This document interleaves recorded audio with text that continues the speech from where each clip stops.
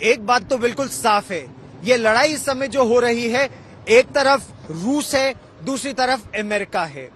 ये केवल दो आर्थिक महाशक्ति या सामरिक महाशक्तियों की लड़ाई नहीं है, ये क्लैश ऑफ थॉट्स है। ये लड़ाई हो रही है दो अलग अलग सोच की।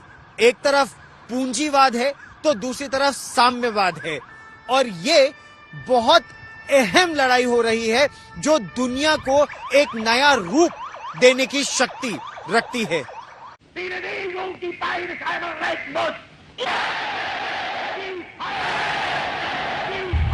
1 सितंबर 1939 हिटलर की सेना ने पोलैंड पर हमला कर दिया और इसी हमले के साथ ही दूसरे विश्व युद्ध की शुरुआत हो गई।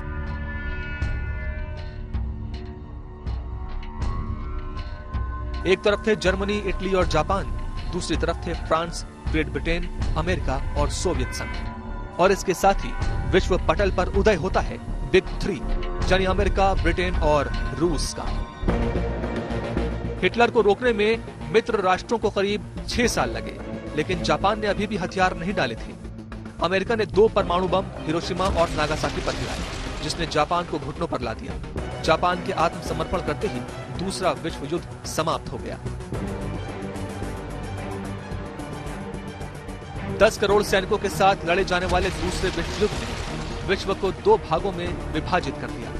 दूसरा विश्व युद्ध 6 सालों तक लड़ा गया, जिसमें कुल 5 से 6 करोड़ लोगों की जान चली गई।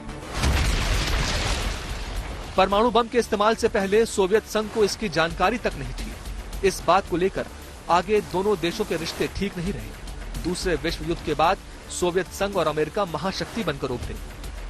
दोनों महाशक्तियों ने छोटे छोटे देशों को अपनी तरफ करना शुरू कर दिया।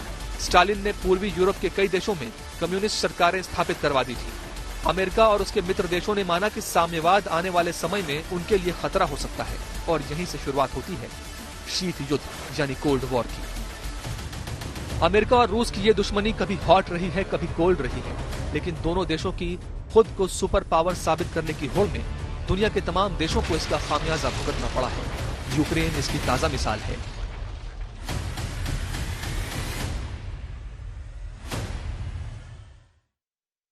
किस तरह से शीत युद्ध के बाद सोवियत संघ बिखरा और अमेरिका एक मात्र सुपर पावर के रूप में उभरा, हमारी ये रिपोर्ट आपको बताती है।